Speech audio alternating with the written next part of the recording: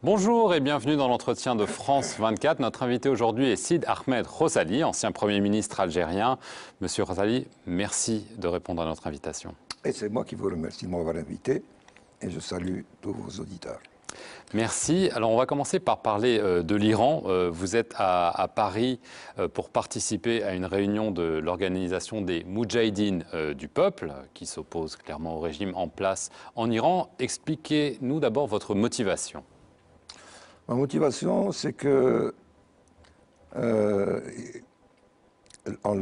le sent pas assez à travers la manière dont on pose la problématique iranienne dans le monde, mais c'est dans la sphère arabo-musulmane, finalement, la seule organisation qui existe, qui est ancienne, et qui est capable de résister à un pouvoir autoritaire qui est en place.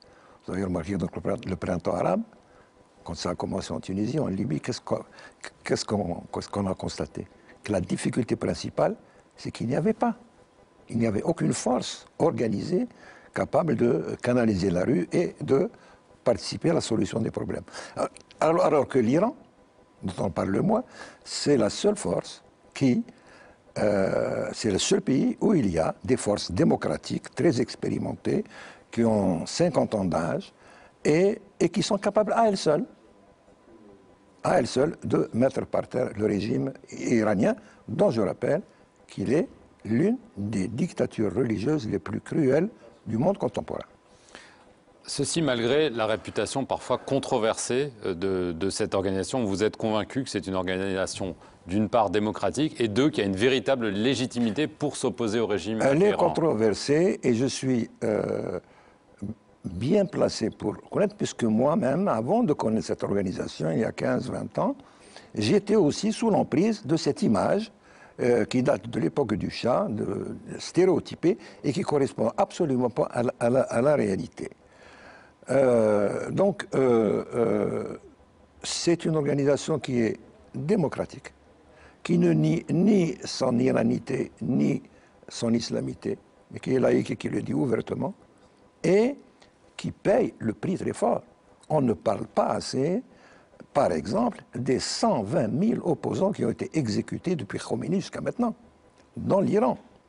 L'Iran est le pays et le régime, paradoxalement, c'est un régime musulman qui tue le plus de musulmans. Alors je veux venir à l'Iran et à la question qui se pose avant tout sur la scène internationale en ce moment, c'est la question du nucléaire. Est-ce que d'après vous, les démarches diplomatiques pour le moment entreprises par la communauté internationale sont le meilleur chemin pour parvenir à désamorcer cette crise? Non seulement ce n'est pas le meilleur chemin, mais c'est quelque chose qui aboutira à l'impasse la plus totale. Pourquoi?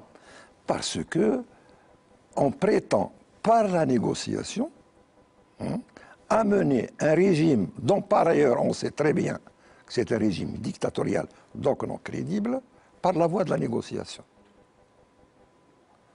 Alors, les Occidentaux feignent. Je ne dis pas que la question nucléaire est une question de second ordre. Elle est importante dans cette région comme ailleurs. Mais croire qu'on peut résoudre ce problème par la négociation, un dictateur vous promet tout ce que vous voulez, mais il n'est pas fiable. Donc la seule solution, c'est que le régime tombe. Je n'invite pas les Occidentaux à faire tomber le régime. Il faut laisser le peuple iranien faire son affaire à ce régime-là. Mais je veux en revenir quand même à la question nucléaire. Vous dites qu'il faut changer le régime, ça ne sert à rien de négocier. Mais il y a une autre solution qui est évoquée, c'est la possibilité de frappe militaire israélienne. Les Israéliens ont dit, si la négociation dure trop longtemps et on considère que c'est une farce, nous allons frapper. Est-ce que vous pensez que c'est une bonne solution? La guerre, non. Il ne s'agit pas pour les Occidentaux d'aller faire la guerre. Ce n'est pas leur rôle ni leur droit. Mais au cas où, par malheur, on attaque l'Iran militairement, eh bien, on contribuera à renforcer encore davantage le régime iranien. De deux choses une, ou bien vous considérez que ce régime est crédible, qu'il est démocratique. J'ai entendu, moi, Ahmadinejad, à l'ONU, il y a 2 ans, dire à la face du monde, et sans absolument aucune vergogne, nous sommes le régime le plus libéral du monde. C'est un régime qui défie à la fois le peuple et la communauté internationale, qui veut jouer un rôle privilégié dans cette région. Il veut prendre la place de l'Arabie Saoudite sur le plan pétrolier, sur le plan diplomatique. Il veut être un sous-gendarme. Hein, et pour cela, il veut y parvenir en augmentant sa capacité de nuisance. C'est tout. Alors, est-ce que la négociation... Alors, ou bien je raconte n'importe quoi, et alors dans ces conditions-là, le régime iranien n'est pas celui que je dis. Et alors, de quel droit on va le frapper militairement? Ou bien on considère qu'il constitue une menace, et ce n'est pas... Et c'est une menace. Et c'est une menace. Mais c'est une menace qui durera tant que ce régime durera. Est-ce qu'il échoit aux pays occidentaux d'aller le faire tomber? Non. C'est au peuple iranien de le faire tomber. Il faut l'aider. Et pourquoi? Il faut en tout cas ne pas l'entraver. En tout cas, ne pas l'entraver. D'accord, je veux... Donc, et d'ailleurs, si vous interrogez les responsables ou les militants de cette organisation, regardez comme est-ce que vous connaissez beaucoup d'organisations capables, en pays étrangers, en exil, de réunir des manifestations de plusieurs dizaines de milliers de personnes. Moi, j'y ai participé depuis 10 ans en France. Donc il y a une certaine crédibilité. Je ne dis pas qu'ils ont le monopole, mais c'est la seule organisation qui a l'expérience, les moyens et la crédibilité, et aussi qui croient aux valeurs de la démocratie. La première chose que fera un gouvernement démocratique, réellement démocratique, installé en Iran, c'est de mettre une croix sur tout programme nucléaire militaire. Pourquoi? Parce qu'il y a tellement de priorités. Le peuple iranien souffre énormément. Il y a tellement de priorités que la première chose qui tombera, c'est ça. Je veux en venir rapidement, parce qu'on n'a plus beaucoup de temps, à votre pays, l'Algérie. Comment est-ce que vous jugez la situation politique en Algérie?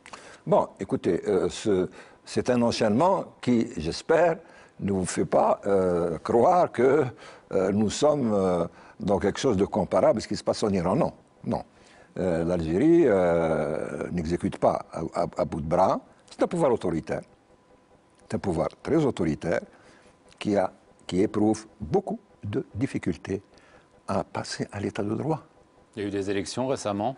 Ce n'est pas des élections, je les ai dénoncées, et ce n'est pas un procès d'intention. C'est une mascarade. C'est un jeu, c'est une mascarade. Disons que c'est une fuite en avant, c'est-à-dire quand on ne sait pas quoi faire. C'est la 9e élection en 13 ans, toutes élections confondues, 3 présidentielles, 3 législatives et 3 communales, etc. Moi, je suis un témoin vivant, je sais pas, j'ai été interdit de candidature. Moi et mon parti. Et vers quoi est-ce qu'on se dirige? Malheureusement, nous nous dirigeons parce que le problème est simple. Le problème n'est pas une question de personne. Le problème est une question, est-ce que notre système est mauvais ou il est bon? Faisons un diagnostic de la situation en Algérie. Est-ce que cette situation est satisfaisante ou pas? Elle n'est pas satisfaisante de l'avis de tous, à commencer par les gens qui sont au pouvoir. Si elle n'est pas satisfaisante, c'est qu'il y a un responsable. Ce responsable, c'est le régime qui est mauvais. Le régime est mauvais, et un régime qui est mauvais, il faut le changer. Il faut dépasser. On veut nous enfermer en Algérie dans des histoires de personnes qui sera président, etc. Mais ça, ce sont des manœuvres de diversion de la part d'un régime et d'un pouvoir politique qui, peut-être sincèrement, mais en tout cas se trompe sur 3 points essentiels. On ne peut pas gouverner une société en donnant des ordres. Ça n'existe pas. On ne peut gouverner une société qu'avec la participation de cette société. Deuxièmement, on ne peut pas diriger un pays sans respecter les lois qu'on fait soi-même, qu'elles soient bonnes ou mauvaises. Le régime ne respecte pas les lois. Je dirige un parti qui est approuvé par la loi depuis 13 ans et qui est empêché, vous ne pourrez pas me croire, puisque vous, ça vous dépasse l'esprit, quelque chose qui est approuvé par la loi et qui est empêché par le gouvernement, ça n'existe pas. Eh bien en Algérie, ça existe. Et la troisième chose, rapidement. Et la troisième chose, c'est la responsabilité. C'est-à-dire qu'il s'agit de diriger une famille, une entreprise, une armée, un État, quand celui qui prend les décisions n'est pas comptable de ses décisions, c'est-à-dire ne rend pas compte de ses décisions, il est condamné à prendre de mauvaises décisions. Et l'accumulation des mauvaises décisions conduit droit le pays à l'implosion. Actuellement, ça ne se voit pas, parce que nous avons suffisamment d'argent et nous en dilapidons assez pour nous acheter une paix sociale à la petite semaine. Mais le jour viendra où il n'y aura plus cet argent, alors là, il faut craindre le pire. Et c'est le scénario que je considère le moins favorable. Moi, j'ai travaillé pendant des années à avoir un changement accepté, consenti, conduit dans l'ordre. Mais à force de refuser le changement dans l'ordre, c'est ce qu'on essaie de faire, par exemple, les Marocains. Les Marocains essayent de faire un changement dans l'ordre. C'est peut-être pas satisfaisant pour tout le monde, mais ça bouge. En Algérie, on refuse le changement dans l'ordre, on s'expose au changement dans le désordre.